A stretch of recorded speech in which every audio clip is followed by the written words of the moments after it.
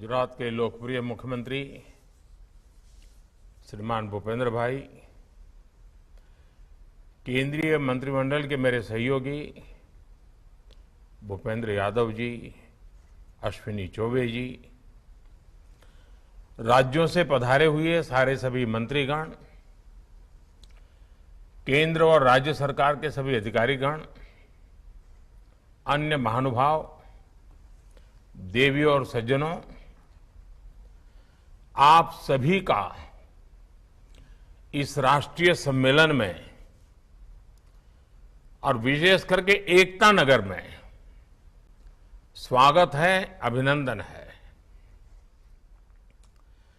एकता नगर में ये राष्ट्रीय कॉन्फ्रेंस अपने आप में मैं महत्वपूर्ण मानता हूं। अगर हम वन की बात करें, हमारे आदिवासी भाई बहनों की बात करें, हम वाइल्ड लाइफ की बात करें, हम जल संरक्षण की चर्चा करें, हम टूरिज्म की बात करें, हम प्रकृति और पर्यावरण और विकास, एक प्रकार से एकता नगर, उसका जो होलिस्टिक डेवलपमेंट हुआ है वो अपने आप में ये संदेश देता है, विश्वास पैदा करता है कि वन और पर्यावरण के क्षेत्र के लिए आज एकता नगर एक तीर्थ क्षेत्र बन गया है। आप भी इसी क्षेत्र से जुड़े हुए मंत्री और अधिकारी आए हैं।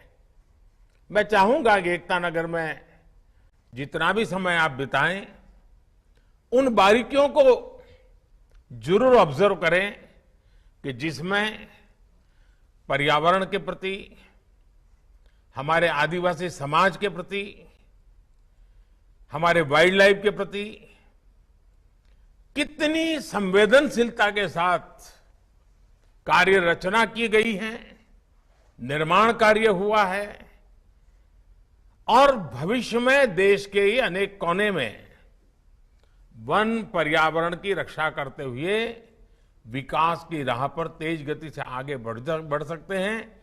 इसका बहुत कुछ देखने समझने को यहां मिलेगा। साथियों, हम एक ऐसे समय मिल रहे हैं जब भारत अगले 25 वर्षों के अमृत काल के लिए नए लक्ष्य तय कर रहा है। मुझे विश्वास है आपके प्रयासों से पर्यावरण की रक्षा में भी मदद मिलेगी और भारत का विकास भी उतनी ही तेज गति से होगा। साथियों, आज का नया भारत नई सोच, नए अप्रोच के साथ आगे बढ़ रहा है। आज भारत तेजी से विकसित होती इकोनॉमी भी है और निरंतर अपनी इकोलॉजी को भी मजबूत कर रहा है। हमारे फॉरेस्ट कवर में वृद्धि हुई है और वेटलैंड्स का दायरा भी तेजी से बढ़ रहा है।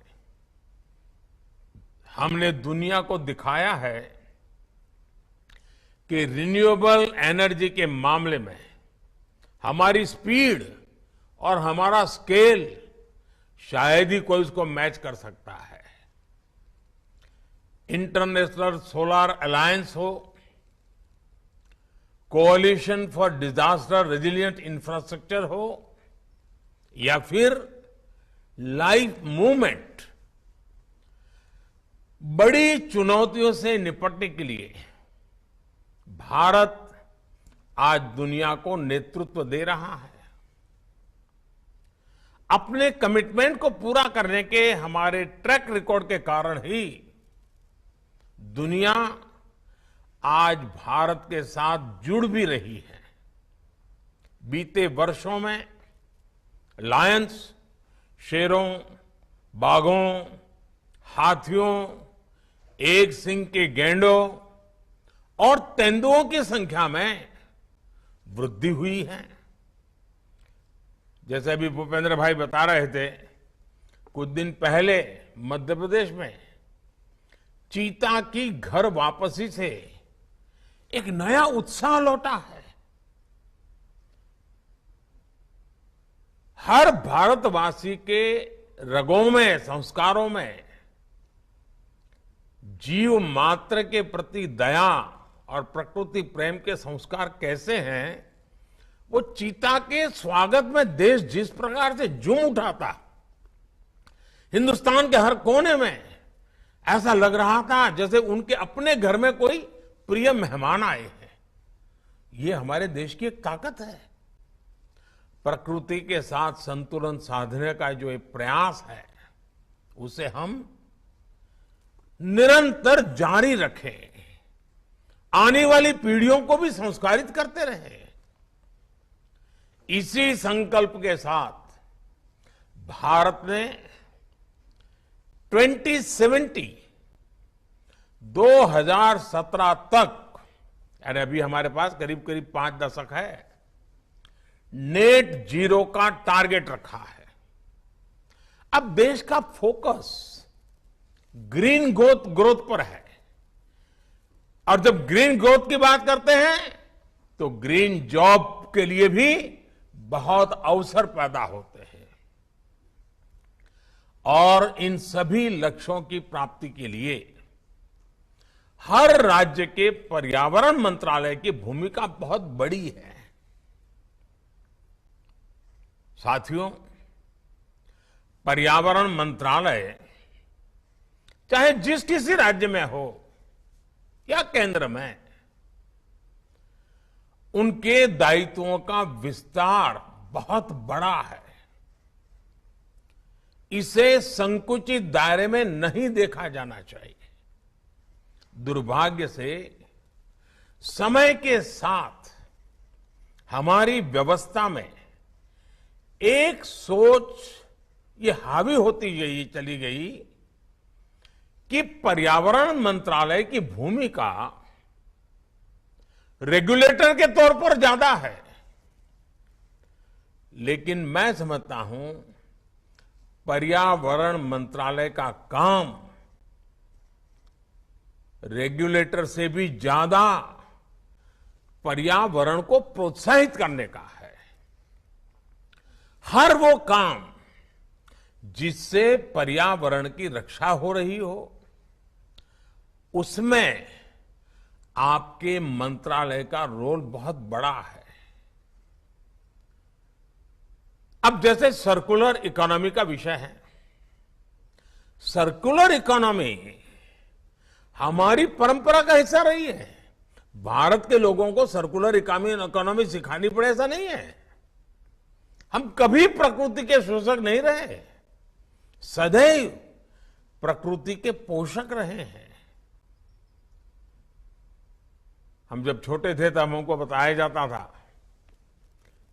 कि महात्मा गांधी जब पिछली शताब्दी के प्रारंभ में साबरमती आश्रम में रहते थे, और उस जमाने में तो साबरमती नदी लबालब भरी रहती थी, भरपूर पानी रहता था।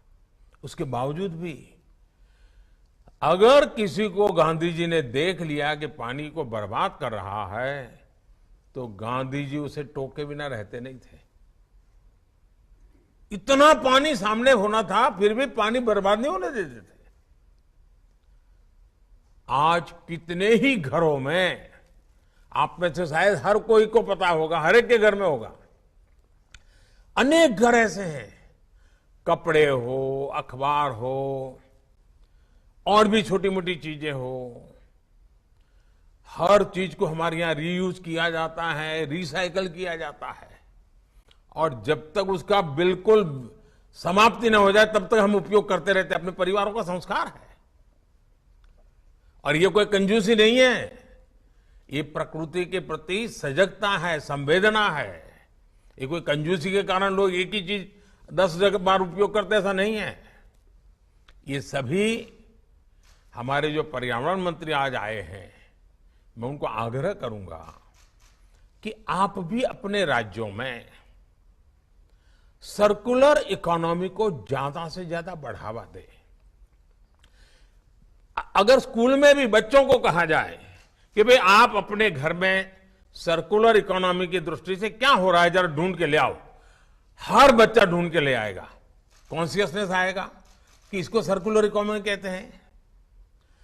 और इससे सॉलिड वेस्ट मैनेजमेंट और सिंगल यूज प्लास्टिक से मुक्ति के हमारे अभियान को भी ताकत मिलेगी। इसके लिए हमें पंचायतों, स्थानीय निकायों, स्वयं सहायता समूहों, वहां से लेकर एमएसएमई तक को हर किसी को प्रोत्साहित करना चाहिए, उनको दिशा देनी चाहिए, उनको गाइडलाइन देनी चाहिए। साथियों, सर्कुलर इकोनॉमी को गति देने के लिए ही अब पिछले साल हमारी सरकार ने, अपनी भारत सरकार ने व्हीकल स्क्रैपिंग पॉलिसी भी लागू की है। अब क्या राज्यों में ये व्हीकल स्क्रैपिंग पॉलिसी को लाभ उठाने के लिए कोई रोड मैप बना क्या? उसके लिए जो प्राइवेट पार्टियों का इन्वेस्टमेंट चाहिए, उनको जमीन चाहिए ताकि रिसाइकल स्क्रैपिंग को इंप्लीमेंट करने के लिए काम आए। उसी प्रकार से जैसे मैंने भारत सरकार को सूचना दी कि स्क्रैपिंग पॉलिसी को हमें बहुत गति देनी है, तो हमें पहले भारत सरकार के जितने व्हीकल हैं जो अपनी उम्र पार कर चुके हैं, जो किलोमीटर पार कर चुके हैं, उनको स्क्रैपिंग में सबसे पहले लाओ ताकि उद्योग चालू हो जाए। क्या राज्यों में भी पर्यावरण मंत्रालय अपने राज्य को सेंसिटाइज करे कि भाई आपके राज्य में जितनी व्हीकल्स होंगे उसको स्क्रैपिंग पॉलिसी में सबसे पहले हम शुरू कर लें, स्क्रैपिंग करने वालों को बुला लें, और फिर उसके कारण नई गाड़ियां भी आएगी, फ्यूल भी बचेगा। एक प्रकार से हम बहुत बड़ी मदद कर सकते हैं। लेकिन नीति अगर भारत सरकार ने बनी पड़ी रही है तो परिणाम नहीं आएगा। देखिए, सभी पर्यावरण मंत्रालयों को देश की बायोफ्यूल पॉलिसी पर भी तेजी से काम करने की आवश्यकता है। अब देखिए, बायोफ्यूल में हम कितनी तेजी से आगे बढ़ रहे हैं। लेकिन अगर राज्यों का भी ये कार्यक्रम बन जाए, राज्य तय करे कि हमारे राज्य के जितने व्हीकल हैं उसमें हम सबसे ज्यादा बायोफ्यूल ब्लेंडिंग करके ही व्हीकल चलाएंगे, देश में कंपटीशन का माहौल बनेगा। देखिए, पर्यावरण मंत्रालय को इस पॉलिसी को ओन करना होगा, उसे ग्राउंड पर मजबूती से ले जाना होगा। इथेनॉल ब्लेंडिंग के नए रिकॉर्ड आज भारत बना रहा है। अगर राज्य भी इसके साथ जुड़ जाए तो हम कितनी तेजी से बढ़ सकते हैं। मेरा तो सुझाव ये भी होगा कि हम इथेनॉल उत्पादन और इथेनॉल ब्लेंडिंग राज्यों के बीच में स्पर्धा हो, साल में एक बार उनको सर्टिफाई किया जाए कि कौन राज्य, और इससे कारण हमारे किसानों को बहुत मदद मिलेगी। खेत का जो वेस्ट है वो भी इनकम देना शुरू कर देगा। हमें इस हेल्दी कंपटीशन को बढ़ावा देना है। ये तंदुरुस्त स्पर्धा राज्यों के बीच, शहरों के बीच होती रहनी चाहिए। देखिएगा, इससे पर्यावरण की रक्षा के हमारे संकल्प को जन भागीदारी की ताकत मिल जाएगी।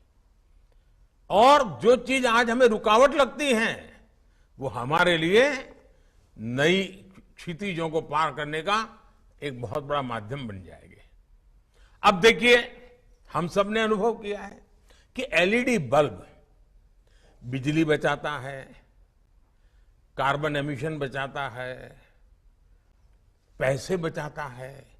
क्या हमारा पर्यावरण मंत्रालय, हमारा राज्य का बिजली मंत्रालय, हमारा राज्य का अर्बन मंत्रालय लगातार बैठ करके मॉनिटर करे कि भाई एलईडी बल्ब हर स्ट्रीट लाइट पर लगा है कि नहीं लगा है, हर सरकारी दफ्तरों में एलईडी बल्ब लगा है कि नहीं लगा है, एलईडी का जो ये सारा मूवमेंट चला है जो इतनी बचत करता है, पैसे बचाता है, एनवायरमेंट की भी सेवा करता है। आप इसको लीड कर सकते हैं, आपका डिपार्टमेंट लीड कर सकता है। उसी प्रकार से हमें हमारे संसाधनों को भी बचाना है। अब पानी, हर कोई कहता है पानी को बचाना ये बहुत बड़ा काम है। अभी जो हमने आजादी का अमृत महोत्सव में 75 अमृत सरोवर बनाने के लिए कहा है, क्या पर्यावरण मंत्रालय, वन विभाग इसको लीड कर रहा है क्या? जल संरक्षण का बल दे रहा है क्या? उसी प्रकार से पर्यावरण मंत्रालय और एग्रीकल्चर मिनिस्ट्री मिल करके भाई ड्रिप इरिगेशन, टपक सिंचाई, माइक्रो इरिगेशन, उस पर बल देता है क्या?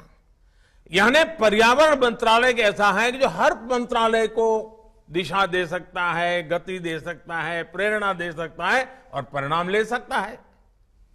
आजकल हम देखते हैं कि कभी जिन राज्यों में पानी की बहुलता थी, ग्राउंड वाटर ऊपर रहता था, वहां आज पानी के लिए बहुत बड़ा जंग करना पड़ रहा है। पानी की किल्लत है, हजार 1200 फीट नीचे जाना पड़ रहा है। साथियों, ये चुनौती सिर्फ पानी से जुड़े विभाग की नहीं है, बल्कि पर्यावरण विभाग को भी उसे इतना ही बड़ी चुनौती समझना चाहिए। आजकल आप देख रहे हैं कि देश के हर जिले में, जैसा मैंने आपको कहा, अमृत सरोवर का अभियान चल रहा है। अब अमृत सरोवर वाटर सिक्योरिटी के साथ ही एनवायरमेंट सिक्योरिटी से भी जुड़ा हुआ है। उसी प्रकार से इन दिनों आपने देखा होगा हमारे किसानों में केमिकल फ्री खेती, नेचुरल फार्मिंग। अब यूं तो लगता है वो एग्रीकल्चर डिपार्टमेंट का है, लेकिन अगर हमारा पर्यावरण मंत्रालय जुड़ जाए तो उसको एक नई ताकत मिल जाएगी। प्राकृतिक खेती, ये भी पर्यावरण की रक्षा का काम करता है। ये हमारी धरती माता की रक्षा करना, ये भी एक बहुत बड़ा काम है। इसलिए ही मैं कहता हूं कि बदलते हुए इस समय में पर्यावरण मंत्रालय द्वारा पार्टिसिपेटिव और इंटीग्रेटेड अप्रोच लेकर काम करना बहुत आवश्यक है। जब पर्यावरण मंत्रालयों की दृष्टि बदलेगी, लक्ष्य तय होंगे, राह निर्धारित हो जाएगी, मुझे पूरा विश्वास है साथियों, प्रकृति का भी उतना ही भला होगा। साथियों, पर्यावरण की रक्षा का एक और पक्ष जन जागरूकता, जन भागीदारी, जन समर्थन, ये बहुत आवश्यक है। लेकिन ये भी सिर्फ सूचना विभाग या शिक्षा विभाग का काम नहीं है। जैसे आप सभी को भली भांति पता है कि देश में जो हमारी नई राष्ट्रीय शिक्षा नीति, अब सचमुच वो आपके लिए भी उपयोगी है, आपके डिपार्टमेंट के लिए। उसमें एक विषय है एक्सपीरियंस बेस्ड लर्निंग पर, उस पर जोर दिया गया है।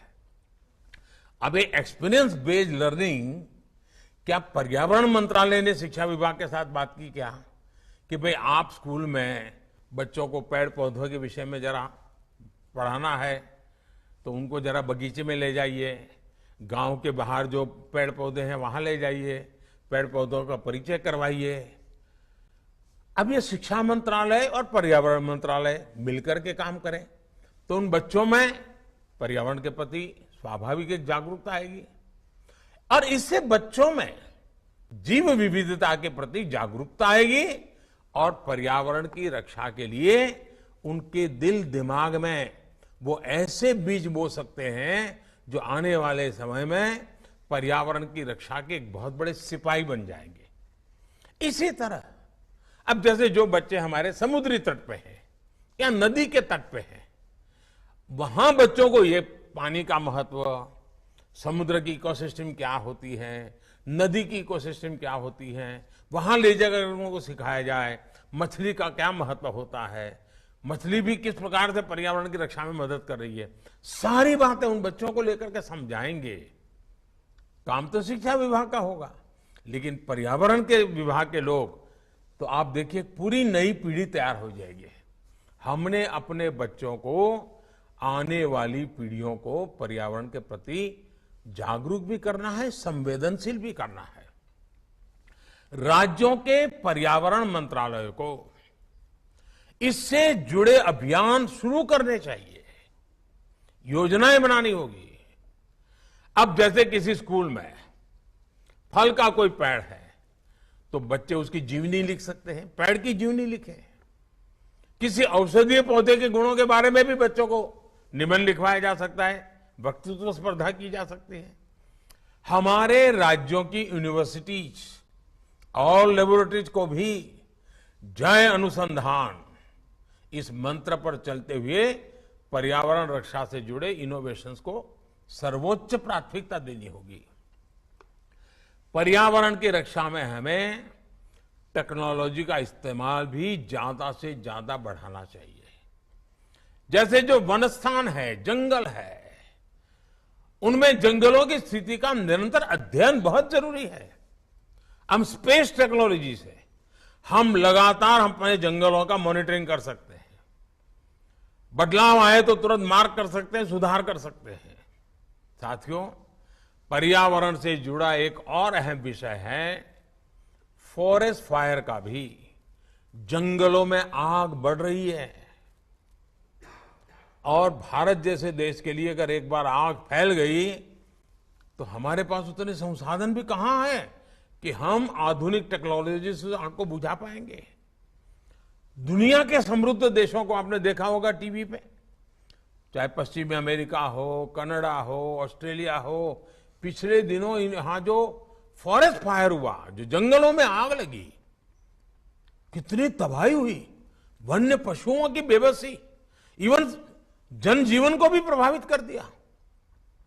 उसकी एशिस के कारण मीलों तक लोगों का जीना मुश्किल हो गया। वाइल्ड फायर की वजह से ग्लोबल एमिशन में भारत की हिस्सेदारी बहुत कम है जी, नगण्य है। लेकिन फिर भी हमें अभी से जागरूक होना होगा, अभी से हमारी योजना होनी चाहिए।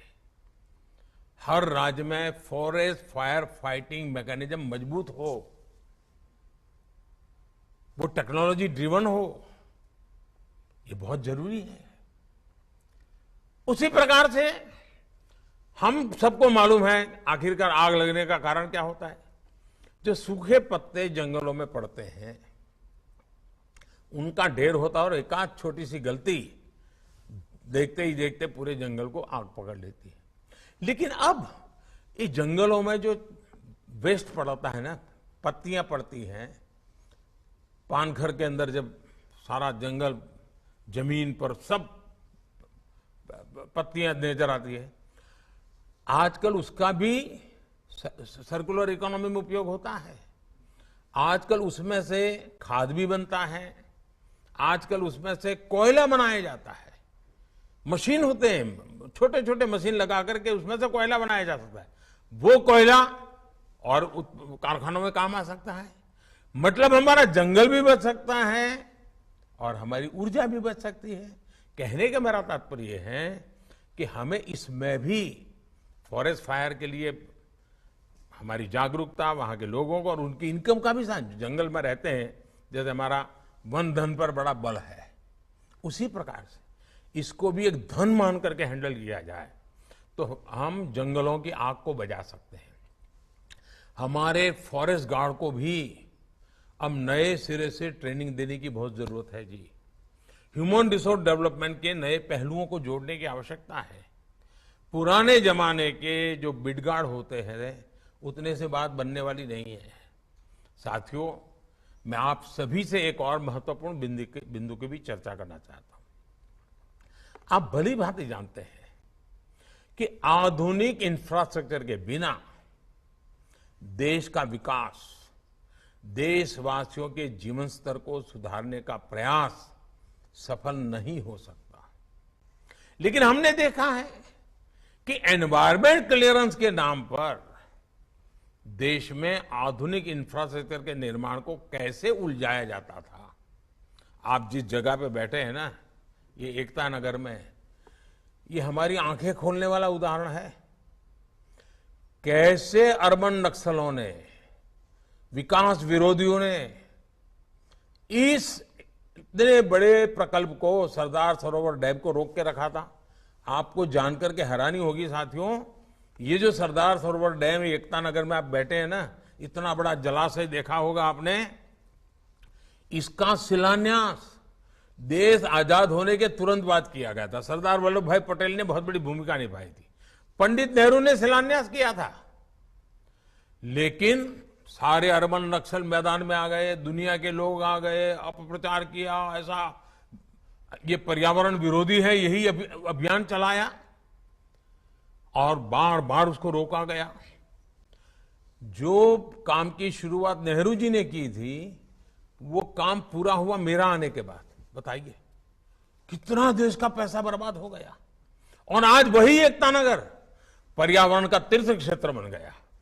मतलब कितना झूठ चलाया था। और ये अरबन नक्सल आज भी चुप नहीं है, आज भी उनके खेल खेल रहे हैं। उनके झूठ पकड़े गए, वो भी स्वीकार करने को तैयार नहीं है। अब उनको अब राजनीतिक समर्थन मिल जाता है कुछ लोगों का। साथियों, भारत में विकास को रोकने के लिए कई ग्लोबल इंस्टीट्यूशन भी, कई फाउंडेशन भी ऐसे बड़े पसंद आने वाले विषय पकड़ करके तूफान खड़ा कर देते हैं, और ये हमारे अर्बन नक्सल उसको माथे पर लेकर के नाचते रहते हैं और हमारी हर रुकावट आ जाती है। पर्यावरण की रक्षा के संबंध में कोई कॉम्प्रोमाइज न करते हुए भी संतुलित रूप से विचार करके हमें ऐसे लोगों की साजिशों को, जो वर्ल्ड बैंक तक को प्रभावित कर देते हैं, बड़े बड़े जुडिशरी को प्रभावित कर देते हैं, इतना अपप्रचार कर देते हैं, चीजें अटक जाती है।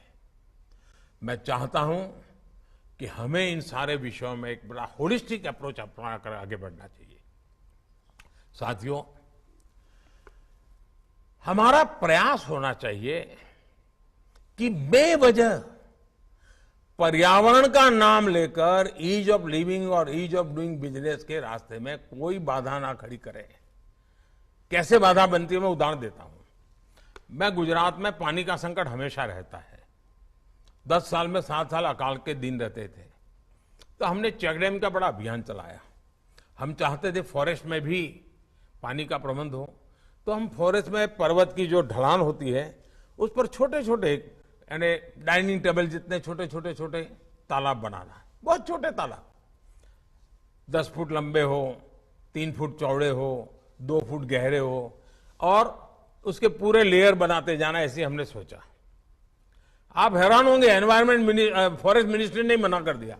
अरे मैंने कहा भाई, ये पानी होगा तभी तो तुम्हारा फॉरेस्ट बचेगा। आखिरकार मैंने उनको कहा, अच्छा मैं फॉरेस्ट विभाग को पैसे देता हूं, आप चेक डैम बनाइए, पानी बचाइए और जंगलों को ताकत दीजिए। तब जाकर के बड़ी मुश्किल से मैं वो काम कर पाया था। मतलब हम एनवायरमेंट के नाम पर फॉरेस्ट में भी अगर पानी का प्रबंध नहीं करेंगे तो काम कैसे चलेगा। साथियों, हमें याद रखना है कि जितनी तेजी से एनवायरमेंट क्लियरेंस मिलेगी उतना ही तेजी से विकास हो, और कॉम्प्रोमाइज किए बिना ये हो सकता है। मुझे बताया गया है, आप सभी राज्यों के लोग बैठे हैं, आज की तारीख में एनवायरमेंट क्लियरेंस के 6000 से ज्यादा काम आपके मंत्रालयों में पेंडिंग पड़े हुए हैं।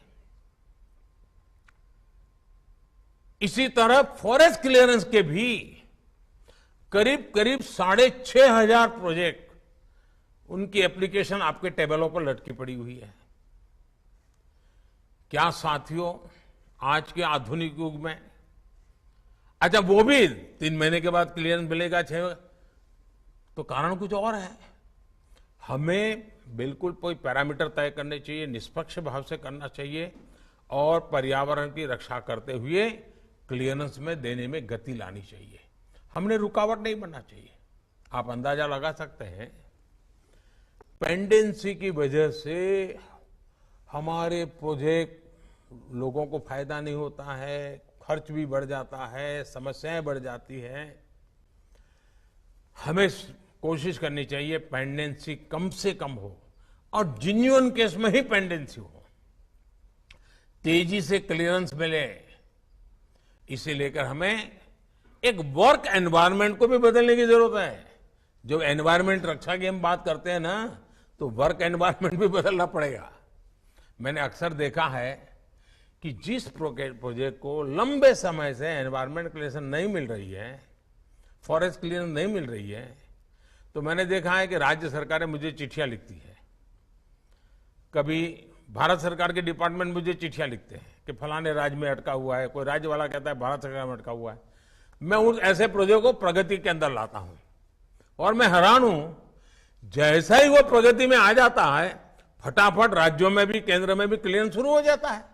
मतलब अगर एनवायरमेंट के इश्यू होते तो क्लियरेंस नहीं होता। तो कोई न कोई ऐसी बातें हैं, ढीलापन है, वर्क कल्चर ऐसा है जिसके कारण हमारी गड़बड़ हो रही है। और इसलिए मैं आपसे आग्रह करूंगा कि हमें सबने मिलकर के, चाहे केंद्र हो या राज्य हो या स्थानीय स्वराज्य हो, ये डिपार्टमेंट हो आज वो डिपार्टमेंट हो, मिलकर के काम करेंगे तो ऐसी कोई रुकावटें नहीं आएगी। अब आप देखते हैं टेक्नोलॉजी का उपयोग हो रहा है। परिवेश पोर्टल आप सबने देखा होगा। परिवेश पोर्टल पर्यावरण से जुड़े सभी तरह के क्लियरेंस के लिए सिंगल विंडो माध्यम बना है। ये ट्रांसपेरेंट भी है और इससे अप्रूवल के लिए होने वाली भागदौड़ भी कम हो रही है। 8 साल पहले तक एनवायरमेंट क्लियरेंस में जहां 600 से ज्यादा दिन लग जाते थे, याद रखो दोस्तों, पहले 600 दिन से ज्यादा समय लग जाता था क्लियरेंस में। आज टेक्नोलॉजी की मदद से उससे ज्यादा अच्छे ढंग से, साइंटिफिक तरीके से काम होता है और सिर्फ 75 दिन के अंदर काम पूरा हो जाता है। पर्यावरण स्वीकृति देने में हम नियमों का भी ध्यान रखते हैं और उन क्षेत्रों के लोगों के विकास को भी प्राथमिकता देते हैं। यानी ये इकोनॉमी और इकोलॉजी दोनों के लिए विन विन सिचुएशन होती है। आपको मैं एक और उदाहरण देता हूं। अभी कुछ सप्ताह पहले ही केंद्र सरकार ने दिल्ली में प्रगति मैदान टनल को देश को समर्पित किया है। इस टनल की वजह से दिल्ली के लोगों की जाम में फंसने की परेशानी कम हुई है। प्रगति मैदान टनल हर साल 55 लाख लीटर से ज्यादा ईंधन बचाने में भी मदद करेगी। अब ये पर्यावरण की रक्षा है। इससे हर साल करीब करीब 13,000 टन कार्बन एमिशन कम होगा।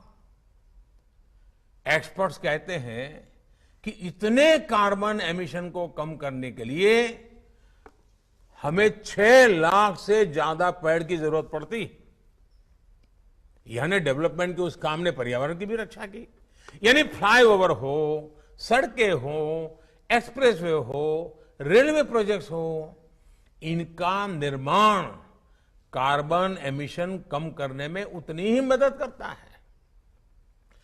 क्लियरेंस के समय हमें इस एंगल को नजरअंदाज नहीं करना चाहिए।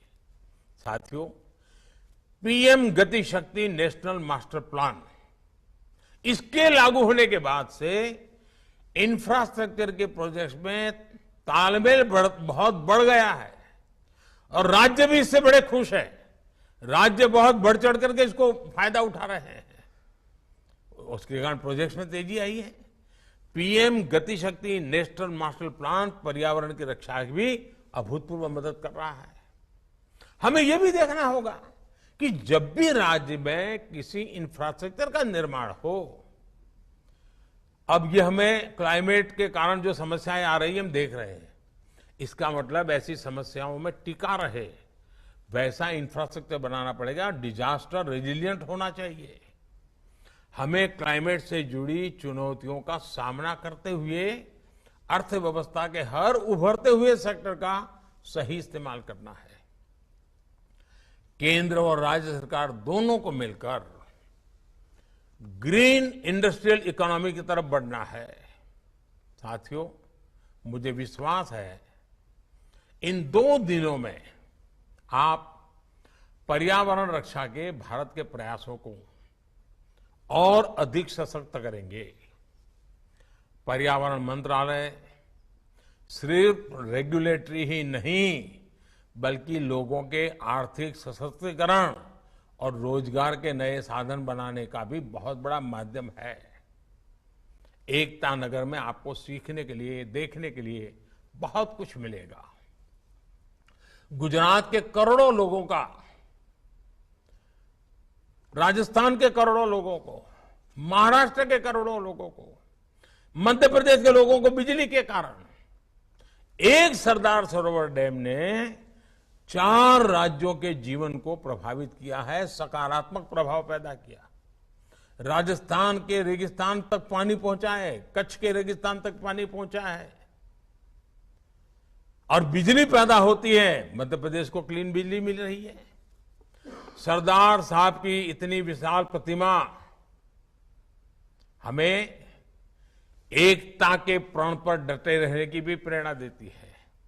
इकोलॉजी और इकोनॉमी कैसे एक साथ साथ विकास कर सकते हैं, कैसे एनवायरनमेंट भी मजबूत किया जा सकता है, एम्प्लॉयमेंट के नए अवसर भी बनाए जा सकते हैं, कैसे बायोडायवर्सिटी, इको टूरिज्म बढ़ाने का इतना बड़ा माध्यम बन सकती है, कैसे हमारी वन संपदा, हमारी आदिवासी भाई बहनों की संपदा में वृद्धि करती है। इन सारी बातों का उत्तर, सारे प्रश्नों का समाधान इस केवड़िया में, एकता नगर में आप सबको एक साथ नजर आता है। एकता नगर डिक्लेरेशन आजादी के अमृत काल के लिए बेहतर समाधान लेकर आएगा, ये मेरा पूरा विश्वास है। और साथियों, मैं भारत सरकार के मंत्रालय के सभी अधिकारियों को और मंत्री महोदय को बधाई देता हूं कि उन्होंने इस कार्यक्रम की रचना की। मेरा आपसे आग्रह है, जो लेक्चर्स होंगे, जो चर्चाएं होगी, उसका अपना महत्व होता ही है, लेकिन सबसे ज्यादा महत्व आप जो 2 दिन साथ रहेंगे ना, एक दूसरे के अनुभव जानेंगे। हर राज्य ने कुछ न कुछ अच्छे प्रयोग किए होंगे, अच्छे इनिशिएटिव लिए होंगे। जब अपने साथियों से, अन्य राज्यों से आपका परिचय बढ़ेगा, उनसे बातें करोगे, तो आपको भी नए नए आइडियाज मिलेंगे, आपको भी नई नई बातें औरों को बताने का मौका मिलेगा। यानी ये 2 दिन अपने आप में एक बहुत बड़ा प्रेरणा का कारण बन जाएंगे। आप स्वयं ही दूसरे की प्रेरणा बनेंगे, आपके साथ ही आपकी प्रेरणा बनेंगे। इस वातावरण को लेकर के ये 2 दिवसीय मंथन देश के विकास के लिए, पर्यावरण की रक्षा के लिए और आने वाली पीढ़ी को पर्यावरण के प्रति संवेदनशील बनाने के लिए सही दिशा लेकर के, सही संकल्प लेकर के, एक निश्चित रोड मैप लेकर के हम सब चलेंगे। इसी अपेक्षा के साथ आप सबको बहुत बहुत शुभकामनाएं, बहुत बहुत धन्यवाद।